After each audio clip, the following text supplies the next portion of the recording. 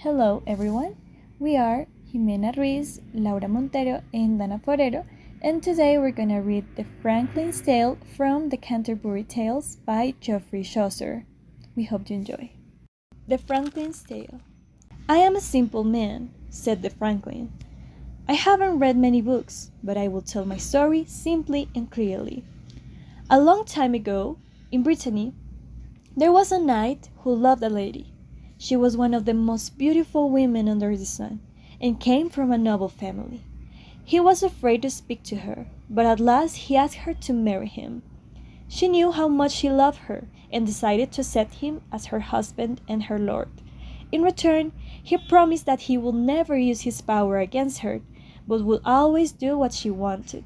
He would never forget that he was her lover as well as her husband.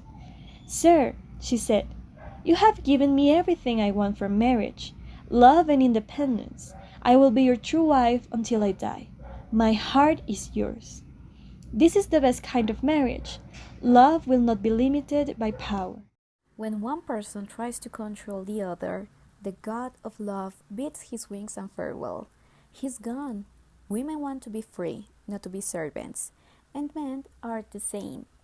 So the lady took the knight as her servant in love and her lord in marriage. If you are not married, you can imagine the happiness that a wife and husband can enjoy. Soon, however, the knight, whose name was Arviragus, had to go to England to fight. He stayed there for 2 years. His wife, whose name was Dorigen, loved her husband as much as she loved her own life. While he was away, she cried and sighed and lost her appetite. She could not sleep and paid no attention to the world.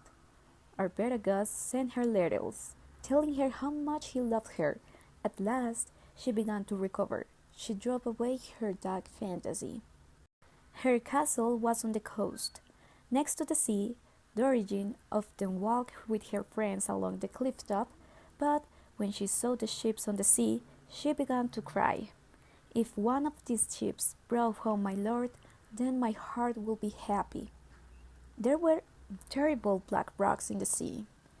Her heart trembled with fear.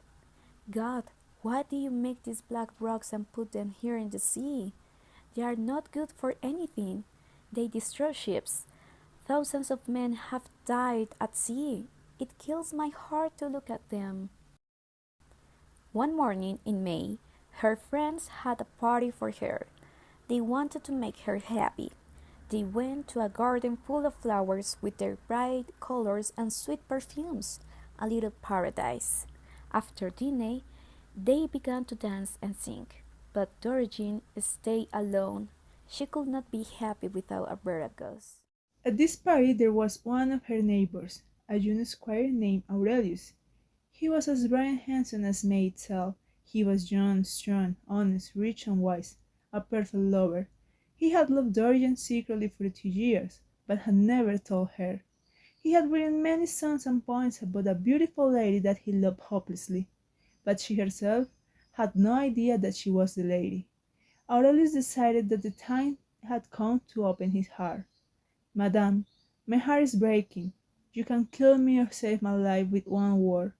I lie here at your feet. Give me your sweet love, or I will die." "What are you saying?" said Dorigen. "I will never be an untrue wife. Take this as my final answer." But after this she added as a joke, "Aurelius, I will give you my love if you could remove the black rocks from the sea. If you can do that, I love you more than any other man. Is there no other way to win your love? No, by God. Forget this stupid idea. Why do you want another man's wife?" "Madame," said Aurelius, "it is impossible to remove the rocks, so I will die for your love." With these words he left her. At his house he shivered with cold. His heart was ice. He got down on his knees and spoke to the gods.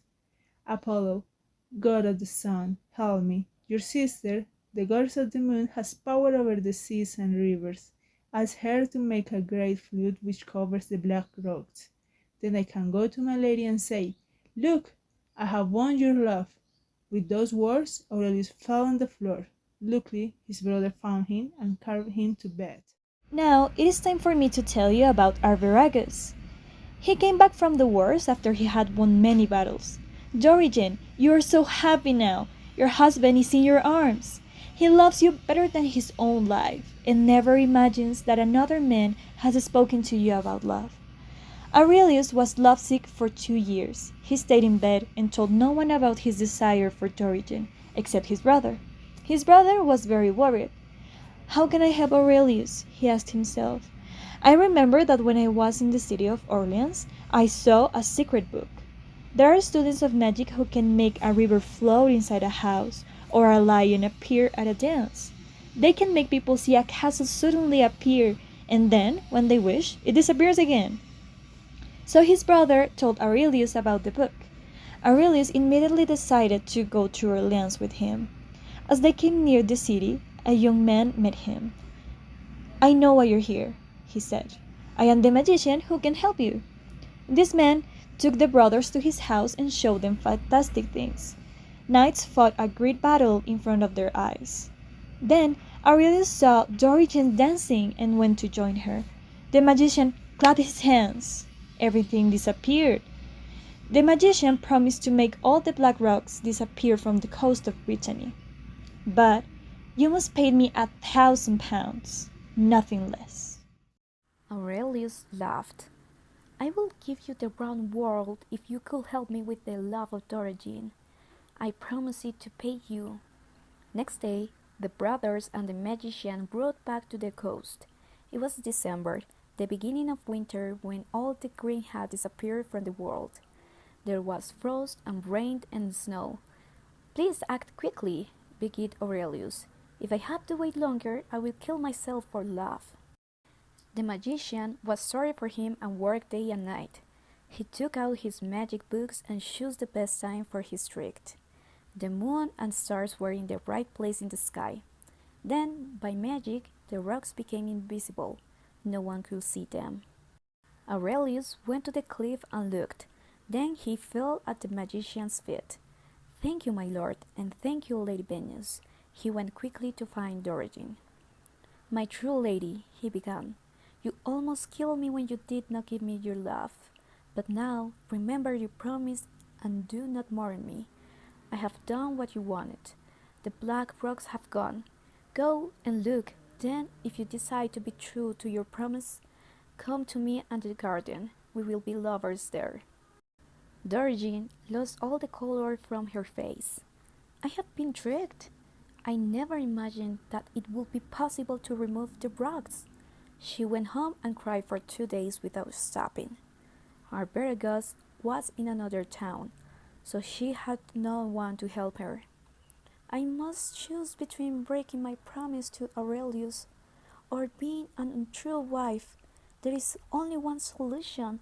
Many famous women in history have killed themselves to escape from men who try to take their love. I will be one of them. On the third day, however, Arviragus came home. Why are you crying, my darling wife? He asked her. She told him everything. Arviragus was not angry but spoke softly to her. My dear wife, I can't ask you to break your promise. My love for you tells me that you must be true. Truth is the highest thing in a person's life. Then he suddenly began to cry, but never spoke to anyone about this sin after you had done it. Now get ready to go to Aurelius. Be happy. No one must see what is happening. Perhaps you think that he was stupid to put his wife in such danger, but listen to the end of my story, then decide. Dorian met Aurelius in the street as she was going to the garden to keep her promise. Where are you going? He asked, his face bright and happy. She told him everything. Aurelius was shocked. He realized how much Arviragus loved Dorian. He decided it was better to forget his love than to make her love him against her will. Madame, tell your lord Arviragus that I understand his love for you. I will not come between his love and you. I agree to forget all your promises. Madame, you are the best and truest wife I have ever known. Your husband has been generous, and I will be generous also. Dorigen went down on her knees and thanked him. Then she returned to Arviragus and told him what had happened. They were happy for the rest of their lives, and live like a king and queen of love. Aurelius realized that he had lost everything. I must pay the magician 1,000 pounds. I must sell my house and all my land, but I must keep my promise. Sadly, he went to the magician. I can pay you 500 pounds, he said. Please give me time to pay the rest. Didn't I keep my promise to you? Asked the magician. Yes, you did, replied Aurelius. And didn't you enjoy the love of your lady because of my magic? No, no. Tell me the reason if you can. She wanted to cure herself, but her husband loved her so much that he wanted her to be true to her promise. When I heard this, I sent her back to him. My dear friend, you have all done well. He's a knight and he was generous. You're a squire and you were generous. I am a philosopher and I will be generous. I don't want any money for all my work, so now, goodbye. The franklin turned to the other pilgrims. My lords, who was the best, most generous gentleman? What do you think?